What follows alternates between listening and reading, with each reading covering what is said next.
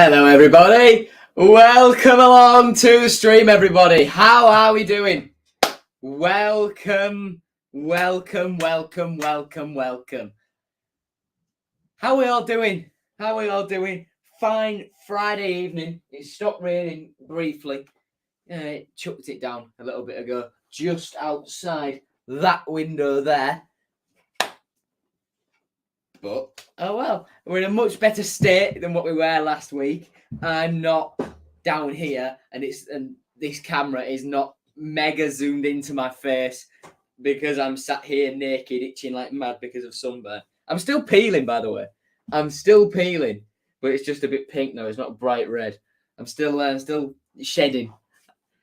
I'm still shedding. How are we doing? Lucas, hello, mate. How are you?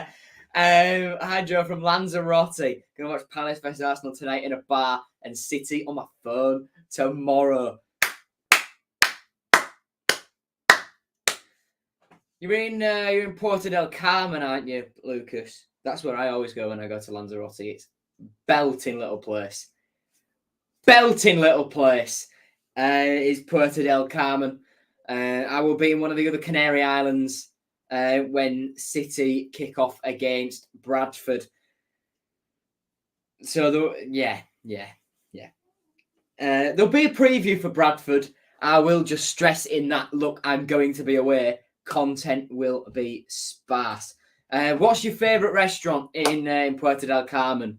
Because there's a good few. Let me know. Which ones have you been to? How are we doing, Paul? All right, mate? How you doing, Ginger Ninja 12? How you doing, Tom? Been a while. You've not been here in a while, Billy. Jesus. Luna. Where's that? I'm going to have to get my Google Maps out. Luna in Puerto del Carmen.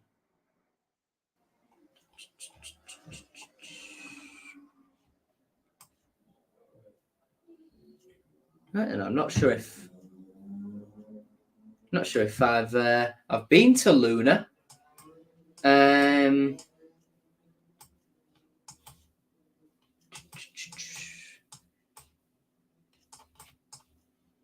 Now, do I even know where I am when I've gone Google Street View there? Right, I'll show you what I'm doing.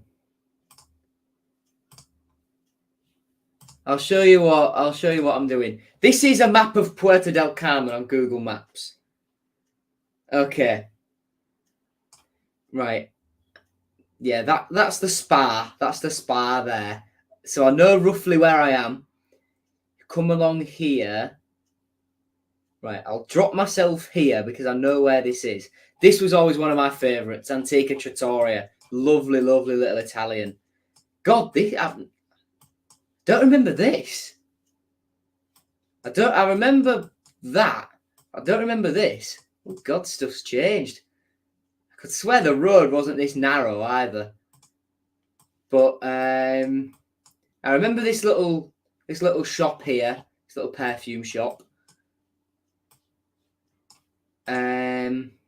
Now up here, all of this used to be like a mini golf, but I believe that's all gone now. It has. It's all gone. So you're Luna then. Right, let's try again. There's Trattoria. So Luna Bar. Luna.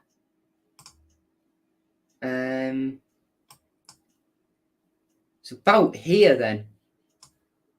Must be new because I don't remember it, Lucas. Anyway. Antica Trattoria is spot on. You're staying Las Adalfas. We stayed at Corona Mar when I last went, and the time before at Los Gracieros, which is now a load of like apartment stuff, so it's not a hotel anymore. I'm going to leave watching All or Nothing. Oh, bye, Mr. Smallwood. Right then. I've missed a lot here. Lomo Alto by a mile, Ashley says. There's not been too many of these lows towards the other end of the marina, but it is quite a walk, isn't it? It is quite a walk. All right. Moving away from Lanzarote watch, we'll head back up because someone says nice trim. Cheers, Will. Yeah, my barber cooked up a storm on the top of here the other day. So it was yesterday. So it's very, very fresh indeed. It's very, very, very, very fresh. Ready, not too long, nice and short, so that I can survive the Tenerife heat. Lewis asks, is Figueiredo okay for tomorrow? Yeah, Figueiredo was just cramp. He's fine. Nothing needs to happen. Nothing worse about that. Yes. Bloody hell, Connor. Bloody hell. Oh my God. He's... Oh. Why have you put Davide and Ekin Su in there? Why? What relevance does Love Island have? I don't know. Why? Prediction for tomorrow. We'll get onto that later on. I am going tomorrow, Will. Yes, so you will get a match day vlog.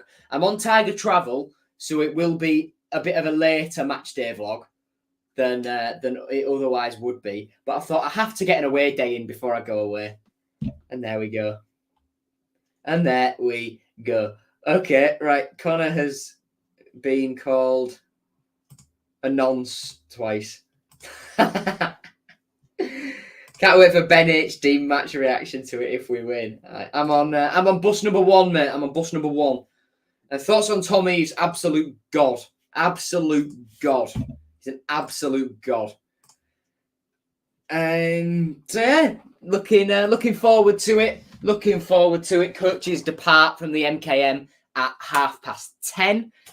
So yeah, I'm looking forward. I'm looking forward to it. Hold on a second.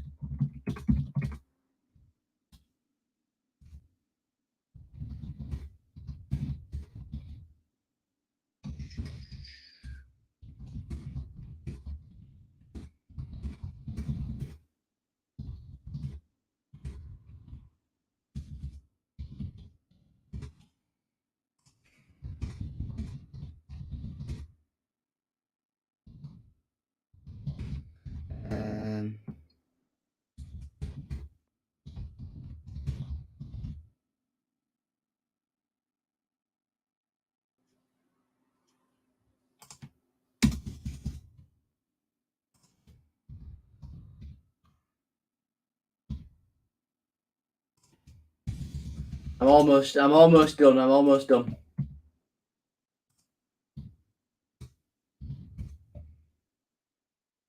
There we go. Right, ready. All done. Sorted all that out. Oh, okay, Ashley. Right. Luke's back on Wednesday, so Miss Bradford and Preston. Same bus, Lewis. Nice, same bus. I'll be getting there. Well, I've got to pick my mate up. So I'll be probably getting there about sort of quarter past 10. Head Tommy just apply for Love Island. Hey, he's in a secure relationship. Is Tom? He don't need any of that. Going out soon. Oh, you're going out, Lucas. Oh, unbelievable. So I'll try and get through the bulk of the preview for you there, mate. Max can't wait for tomorrow. He's going to Preston. He's going to Bradford. Are you going? How are you getting to Preston, Max? How are you getting to Preston? Let me know. Buses and stuff. Right then, should we crack on? First of all, I am going to say a little bit of a FanHub promo. So FanHub has had a bit of a facelift for this new season. What was your fan score is now split into various different things that used to make it up. So your fan score, your overall fan score is now split into predictions, fan fee, and mileage. So predictions is your predicted team. You predict your team before each game. And I'm pretty sure the top 31, the top 31 for Hull City all predicted 10 out of the 11 players that started against Bristol City. On to fan fee.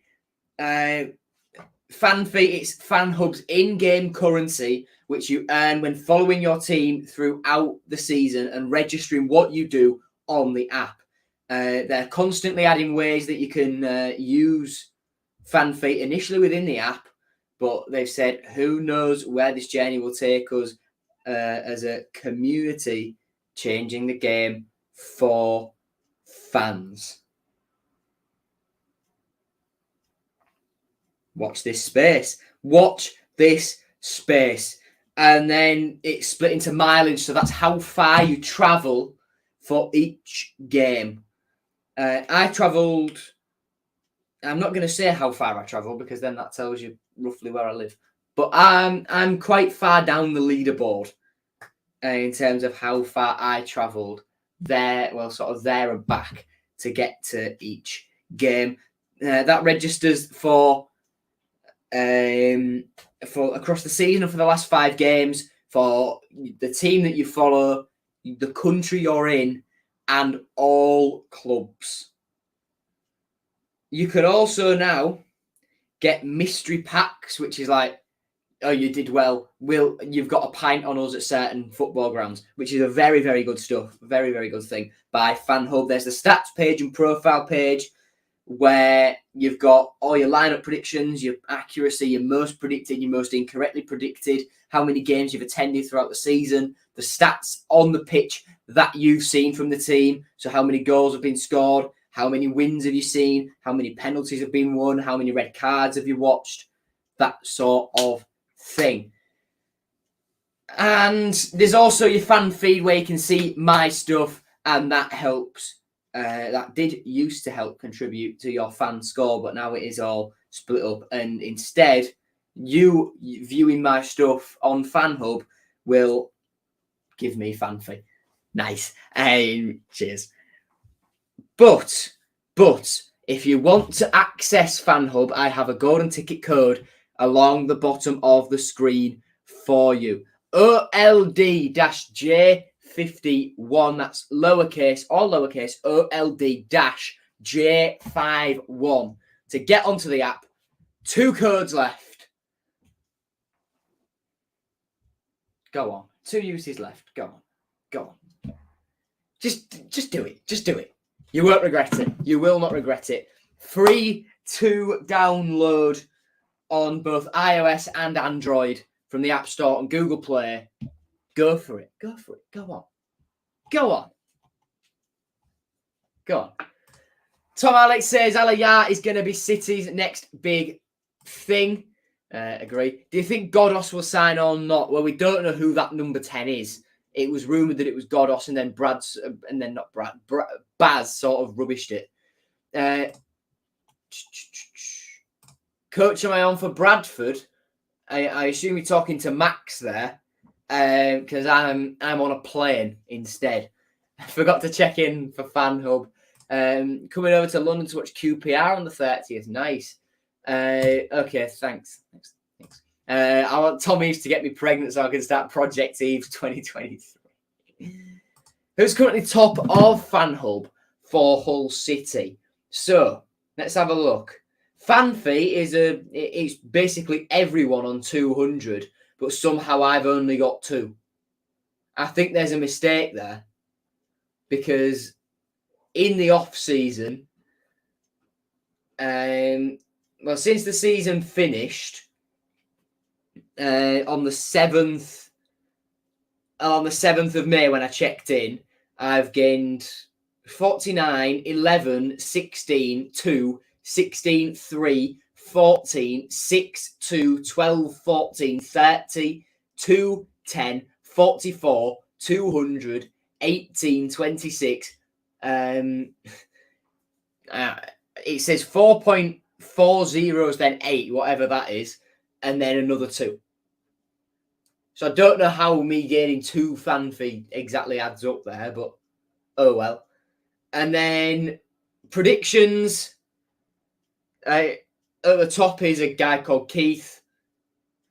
And then in mileage, top is Connor, because he travels from Huddersfield every single game. Sam's going. He needs to do some things before he watches the Premier League season opener. Arsenal game prediction.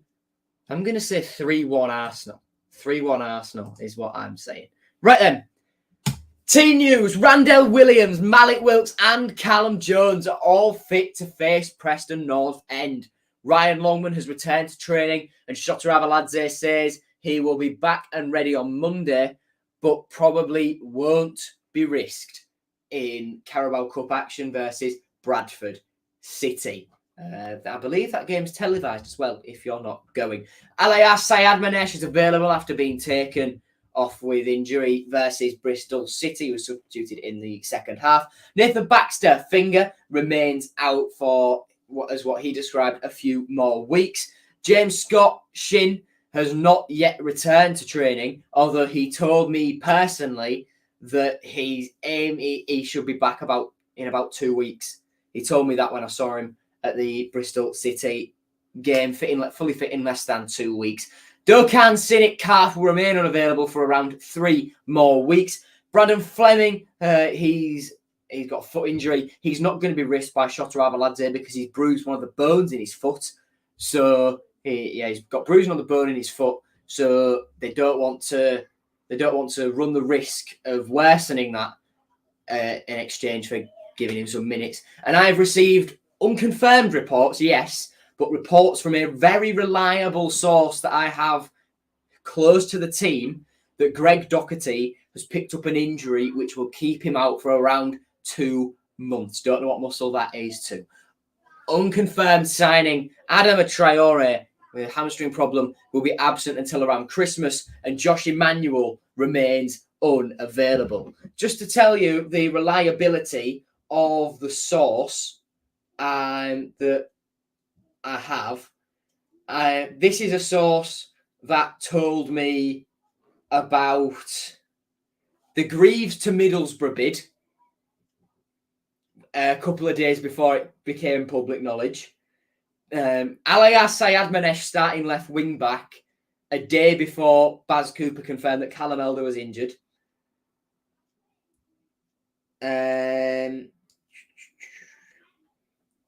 About Adama Traore's injury a couple of days before it was confirmed. The impending departure of Keane Lewis Potter. That Figueiredo was training a few days before he was confirmed. Basically, this source is incredibly reliable. So, I am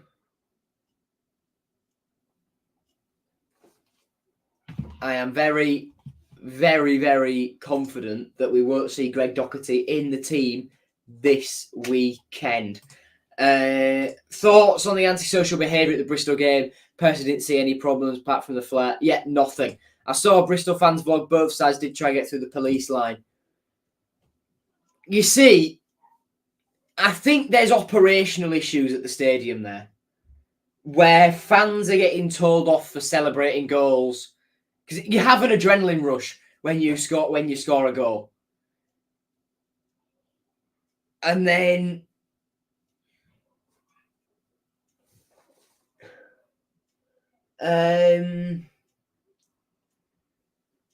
they're separating the fans, the Bristol City and the City fans in the North Stand, with fishnets. That netting is dreadful. So I think that the state of stewarding is a mess. I like Paul Woodford, but it seems to be, since he became head of operations, it's got a bit more lackluster. Whatever that is, Well, why that is, it might just be coincidence. I don't know. But the restrictions on what you can bring into the stadium have got tighter. Like flasks. Why can't you bring a flask in? The other day, I had my refillable city bottle of water with me, which you're allowed to take into the stadium. The stewards at the gate have seen me take it out of my bag, have a drink of it, and then put it back in as they're checking what's in my bag for like autograph books and stuff, and then still made me pour it out. If it was an explosive, why would I be drinking out of it? You can see the levels of it. Just for example, this bottle of water, it's not the one I took, but it's, I'm drinking it like this. The little straw that you flick up. You can see the water level going down visibly. So I've taken a good few sips. And then, like, I'm still made to pour it out anyway. What's the point? What's the point? And then there's all like... Well, I've heard the discussions on Twitter of Paul being an F1 man and not having much of an interest in football. Now, I enjoy F1. I quite like F1. I've got a model car on my shelf here. I've got a model helmet on my shelf. I've got F1. I've got a couple of F1 caps in that drawer down there. F1 shirts there. I watch every race. I've got millions, well, not millions, but I've got a good few event programs from the races I've been to. But the atmosphere at an F1 race is completely different to the atmosphere you get at a football game.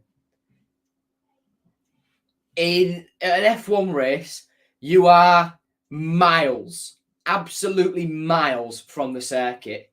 If you're in the grandstand, well, take for example where I was in the grandstand.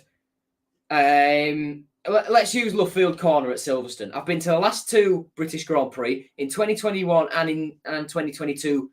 About a month ago, I went to the last one. You sat at a corner between where you are in the grandstand. There's the general admission seating, a barrier between the general admission seating and where the marshals are. Then there's the catch fencing. Then there's the gravel trap. And then there's the circuit. That's very, very, very wide. That's a big gap. And there's absolutely no way that if let's say Norris overtakes Leclerc, there's not going to be the same, oh yes, we rock up. Like, it's not going to be like, let's take Nottingham Forest at the back end of last season. City fans in E1, 2 and 3 moving all the way over towards the closest point they can get to the Nottingham Forest fans. That's not going to happen. People are mingled in together, and it's genuine, and it's generally just a feel-good atmosphere, even though people support different teams and different drivers. There's a level of respect. And as Tom says, the atmosphere is good. And in the fan zone, you are very, very close, but there's marshal posts to stop you. There's heavy security presence. There's heavy police presence because there's 300,000 people in there on a race day. There has to be. And if you ignore the Just Stop Oil protester, that's a freak incident. Before them, the last person to invade an F1 track was a bloke called Neil Horan. He was a priest dressed as a knob, holding a sign saying, "Believe the Bible prophets, the Bible is always right." And he was arrested for trespassing or whatever, got back out, did the same at the Olympics in Beijing, cost the person who he tackled a gold medal. And then he got shouted at a Pride march, at a Black Lives Matter march. So you have to be mentally insane to invade an F1 track. Let's just point over, done. The atmosphere just, it's completely different. And because there's no massive, there's the on-track rivalries and the social media rivalries, but when you're in the grandstands, like I'm a Lewis Hamilton fan, I'll admit that.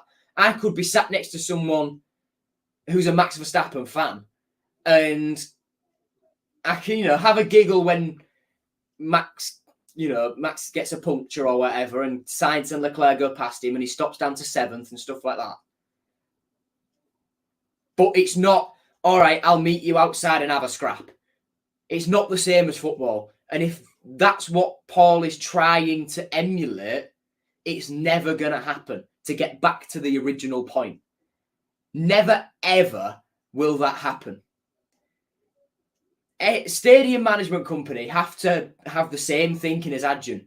Yes, flares aren't allowed in the stadium, but then how can, if they're not allowed in the stadium, how are they getting them through security anyway?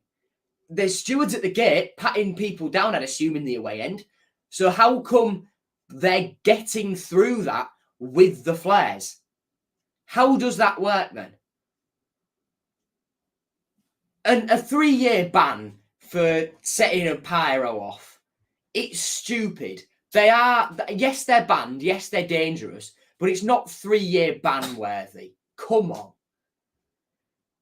And then Baz Cooper getting in shit for talking about it. That's bollocks as well. Because all he's done is he's got given a story. He reports on it with a quote from Paul and information from Paul to Baz's knowledge, what he believes is correct because it's come from the head of operations. Why does he get attacked? Yes, it says Hull City antisocial behaviour when it was just Bristol City.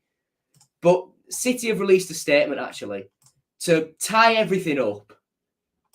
Super Stadium Management Company statement. Let's have a look. This point has gone on for far too long. I acknowledge that, and I will make more progress soon. But the clarification, yes, Bristol City, smoke canister, 32nd minute. Following the awarding of a penalty to Hull City and subsequent goal, a number of attempts were made by both sets of supporters to push through the segregation area. During this period, a number of stewards and police officers were subjected to violent incidents, leading to a decision by Humberside Police to bring in 2 additional teams of police officers. At the end of the match, a small number of Hull City fans attempted to fight with Bristol City supporters who were retrieving flags. This has been said by many people. That was not the case.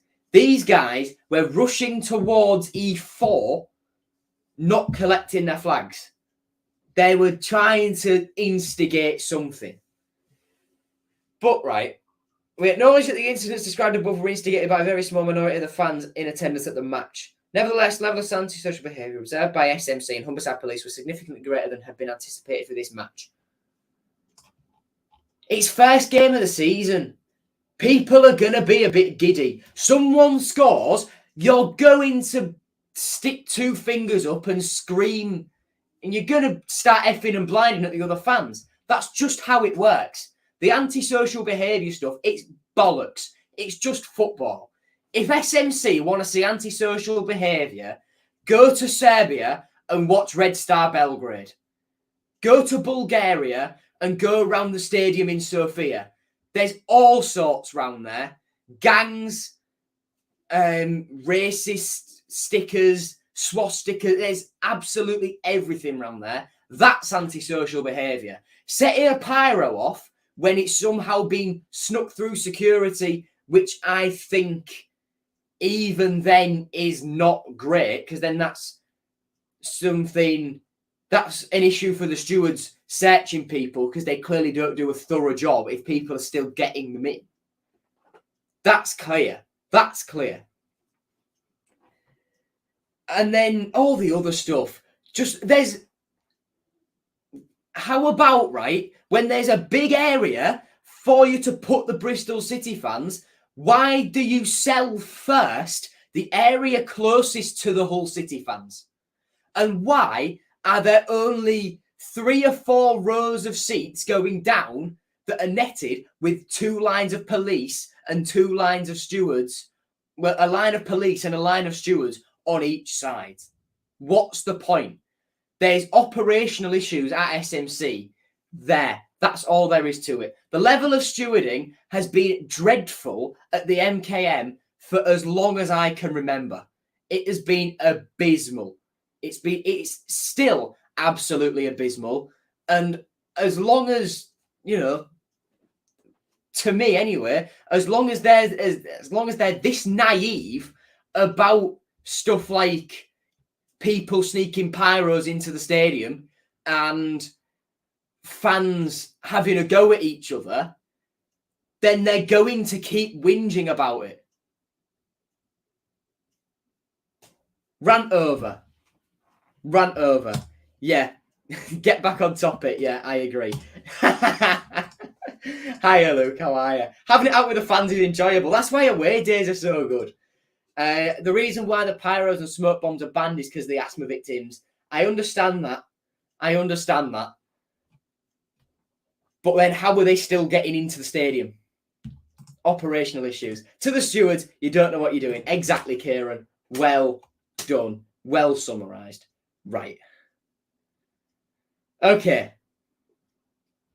If pyros are that dangerous, they'd be banned from still in the UK. Add to the atmosphere and make celebrating goals look so much better. But the thing is, though, it's like fireworks.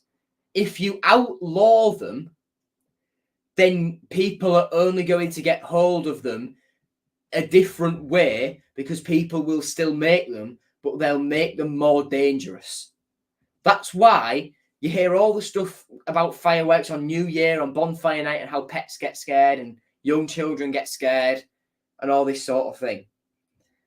But the thing is, they can't ban them because it means that the stuff that's hard, they can't come down hard enough on the underhand sales of it because they don't know where it's coming from, because they know how to work these things to the people who'd sell these dodgy ones, and they wouldn't be as safe. So that poses an even higher risk to health.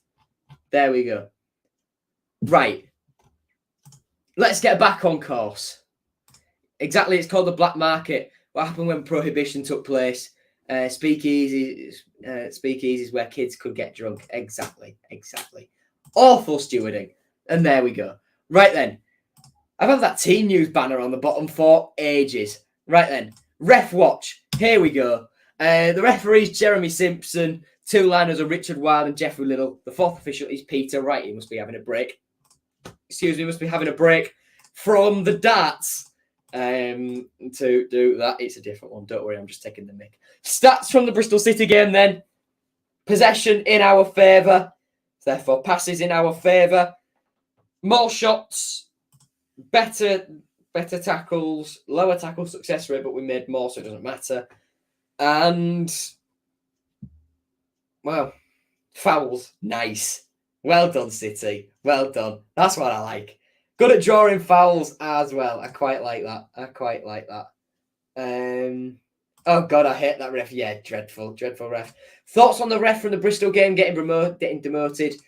He's not demoted. He's not been demoted at all. There are a pool of referees. In fact, the majority of referees in the Championship are in a pool and they get swapped round between the Championship and League One. Take, for example, Gavin Ward. We had him for the first game of the season last season against Preston at Deepdale. He was dreadful. We had him loads of times in League One, and he was still dreadful there. In fact, probably worse. So he's not been demoted. It's just how games are shared out, and I've gone out of focus. It's just how games are rotated and it's shared out and all that sort of thing. He's not been demoted. He might be back refereeing championship games in a few weeks. Yeah. If he was demoted, it was for giving Bristol City countless unfair free kicks, denying us 2 deserved pens. Initially, I didn't think the Greaves one was a pen. I'm miles out of focus here. This is abysmal. This is absolutely abysmal. Come on. It's not working. Right, give us a sec. But I didn't think the Greaves penalty was a penalty when I first saw it. But then I've watched it back and I've watched it back and I've watched it back. He heads the ball and then he's pushed.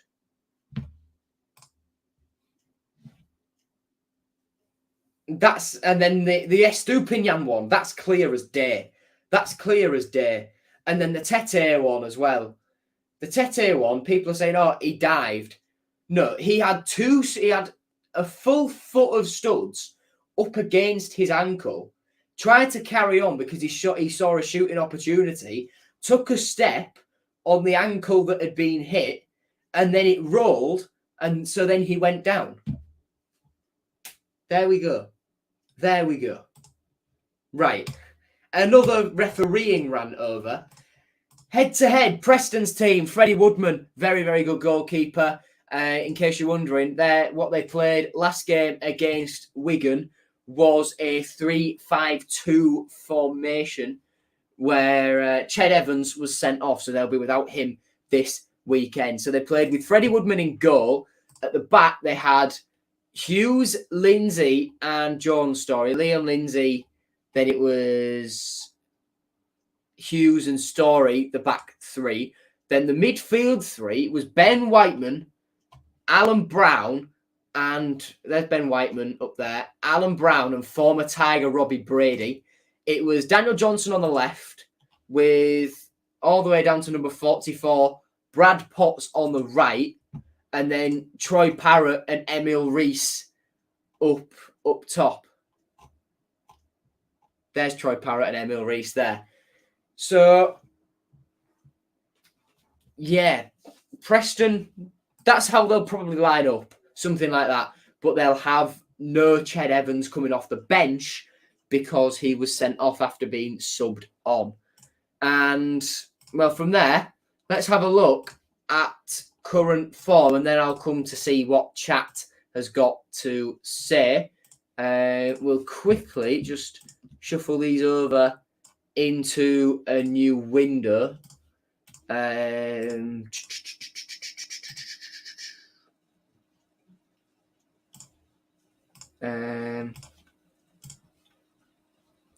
Hold on a second. This is being quite temperamental, so just bear with me. There we go. So Preston's form then. We're just focusing on this game. Drew 0-0 with Wigan, and then we beat Bristol City 2-1. Okay, let's come to chat because there's a lot of comments there. Tete's a tall lad too. Momentum kept him up, definitely. What did Preston do last game? 0-0, yeah. How did they look? Did you manage to? I didn't. I think the striker with Premier League experience should be signed. For example, Samatta. And Bama Samatta was dreadful in the Premier League. He was absolutely dreadful. Anyone else getting a little nervous that Greaves is delaying signing a new contract? No, not at all. He'll stay. I've had it confirmed to me by someone very close to Jacob Greaves and his family that as things stand, he is going absolutely nowhere, and it should just be a matter of time. City just need to get good results in the next 6-7 weeks, then we'll be able to complete for... Well, the rest of this month is very tough on paper, but it's a good way for us to test ourselves against Norwich, against Burnley, against West Brom, against Coventry. They're the teams we want to be fighting for playoffs, in the playoffs, up for the Premier League, where we've just been. They're where we want to be, so it's good benchmarks to see if we can perform. And then we can kick on. Then we can kick on. Okay, we'll move on again. The league table is looking very, very pretty at the moment. Second place, Hull City, only behind Millwall on goals conceded. because Charlie Cresswell scored 2 for them and helped Millwall keep a clean sheet. And George Honeyman was sent off for Millwall in midweek in their Carabao Cup game. Shame for him. And then down at the bottom, Stoke, Sheffield United, Reading, QPR, Norwich. Yeah, all these lot. And I have a feeling some of these lot might stay down there, particularly Reading. I think Huddersfield will be also a little bit further down the table than they were last year as well. On to Around the Grounds then on Championship Match Day 2 tonight, kicking off in exactly 3.5 minutes. We have Birmingham City versus Huddersfield Town. And then tomorrow, the early kickoff is Norwich versus Wigan. And then the 3 o'clock kickoffs tomorrow are Preston versus Hull City, Stoke versus Blackpool, Sheffield United versus Millwall, Reading versus Cardiff, QPR Middlesbrough, Burnley versus Luton, Bristol City versus Sunderland, Swansea versus Blackburn. That's the final one. And then on Sunday, the 3 o'clock kickoff is Coventry versus Rotherham. And on Monday, the 8 o'clock kickoff is West Brom versus Watford. Nice. Realistic position for us to finish, I think about 10th. Insert inappropriate comment from Connor about the tape. Hang on. I don't get what you're meaning. I don't get it, Ashley. I don't get it. You'll have to keep, message me what you mean. Fenerbahce want to send Pelkas. Now, I have different news to you there. Local reports with sources closer to Hull City say we're not focusing on Demetrius Pelkas as a primary target. However, we are aware that Fenerbahce are trying to let him go, and we are watching this space because we have another target who is higher on our list of priorities in that position than Pelkas is. How you doing, Dan? It's Spain. Nice one. Am I getting FIFA? Yes. How many more signings do I reckon we'll bag before the end of the window? So maybe Davis Soglu, a number 10, a defender, and Traore, 4 minimum, if you're counting other academy ones as well. 4, I think, no, 3's the minimum. 3's the minimum, I think. Hull City are definitely the dark horse team. Have faith. Our transfer window stinks promotion. Yes, it does. Right, we'll move on to memorable match. And this match was very memorable indeed. 4-0 win versus Preston in November 2019. Excuse me. This was the day.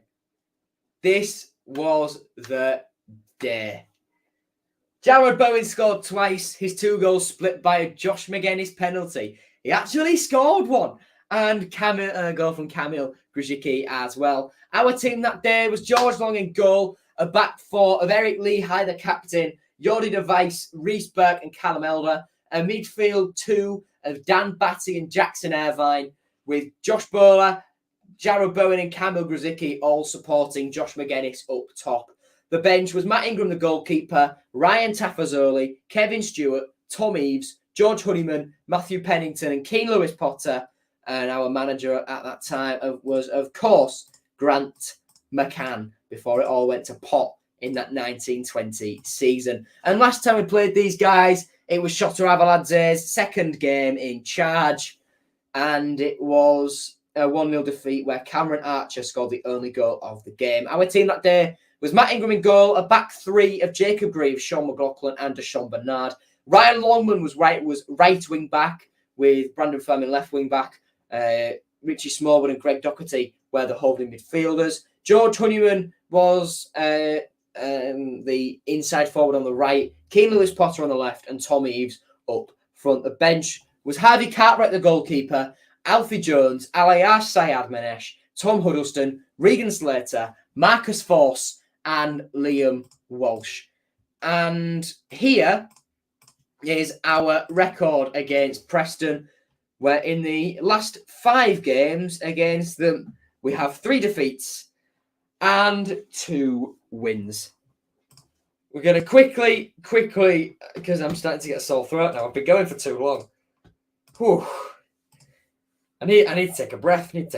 Shed shirts is Ian Ashby. Oh, Ian Ashby. It's neither in nor there. Oh, Ian Ashby. He's in everywhere. Oh, Ian Ashby. Ashby's gonna get you. With us from 2002 to 2011, 264 appearances, 12 goals. The captain when we made it to the Premier League for the very first time and helped us through many, many promotions. After he left us, he joined Preston for a season where in 26 games he failed to score. We'll have a quick look at chat and then we'll move on. Am I going tomorrow? Yes, I am.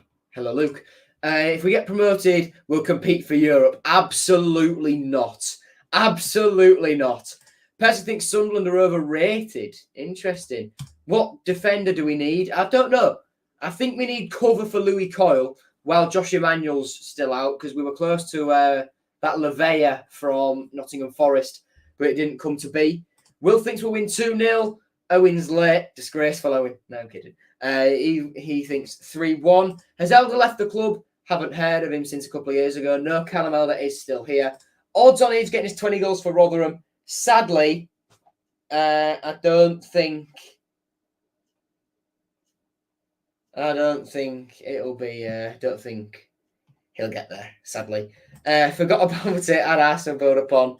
He was on the bench last week. Yes, he was. I think Seri's a great fit. I agree. Deck's going to the game tomorrow. What do I think about the transparent relationship that the owners trying to establish with the fans? I think it's brilliant. Larea, great player. Agreed. Seri class, I think Tufan looked impressive every time I've seen him too. There's a good partnership brewing there. Chuck Regan Slater in there as well. And we are on to a winner. Right then, predicted team. It is in Shota Avaladzes 3-4-1-2 formation. In goal is Matt Ingram. Centre back to Jacob Greaves, Alfie Jones and Tobias Figueiredo. Right wing back Louis Coyle. Left wing back Callum Elder. In central midfield, Ozan Tufan, Jean-Michel Seri and Regan Slater. And up top, Alayar Sayad Manesh and Oscar Estupinian for me. One change with Elder coming in place of Tyler Smith, allowing Sayad Manesh to move back up front. On the bench, David Robson, still in the absence of Nathan Baxter, Andy Cannon, Sean McLaughlin, Malik Wilkes returning from injury, Tyler Smith, Randell Williams returning from injury, and Benjamin Tete. So one change for me. One change. Do I think Baxter will be back for Norwich? No. Will Adama be announced? Eventually, yes. I think if we've done all our business by deadline day, then they'll just announce him on deadline day. Because then you can mark it a deadline day signing. But then, if not, they'll leave it and they'll just announce it in one of the first days of the January window when he's back fit. Okay. Two up front, I think a Stupinian up front solo with Tufan and Ali behind. It might be something like that. It'll look that it's that 11, basically. There can be any sort of formation. How long's Baxter out for? He said last week, a few more weeks. Find it amusing how our fans say how good Slater is after a match, only for his dad, Dan Slater, to reply to the tweets with comments like, he's all right, but needs to improve. Sounds hard to please. Yeah, the 11 is accurate. Right then, moving on. Lastly, predicted scores. What do we reckon? We'll scroll a little bit up in a minute. 4-1 would be class. To what Josh Gooch said. So we're emulating our last trip to Deepdale. Tom says 2-0 City. Dean says 4-1. There was a couple more. Yeah, Owen said 3-1. Coxie says 2-1. Ashley says 1-0. Ali with the goal. Inse Kara says 1-0 as well. I think we'll win 3-1. 3-1 tomorrow. The goal scorers for us will be Oscar Estupinian, Alias Syed Manesh, and Tobias Figueiredo. There we go. You heard it here first. All right then. Thank you for watching, everyone. Hope you've enjoyed. If you have, please do subscribe if you haven't done so already. Matchday vlog tomorrow. Looking forward to my second trip to Deepdale. Had to get an away day in before I went away. I wasn't going to let it happen. I wasn't going to let an away day happen that was within distance and wasn't down in London or in Wales. I wasn't going to let it go by if there was the option to go to it before I went on holiday. There we go. I'll see you tomorrow for the Matchday vlog, and there will be a preview for Bristol as well. But lastly, very, very, very lastly from me, I do just want to quickly market my FPL league before you all quickly scamper off. So the code to join my league is JQWFVE. If you were in the league last season, you'll automatically be re-added once your team's selected. If you have already picked it and you're in the league last season, you'll automatically be in there already. So JQWFVE. That's all lowercase. JQWFVE. If you haven't joined, please do. If you're doing FPL this year. All right then. Thank you very much, everyone. Take care. I'm off to get a drink. See you later. Goodbye.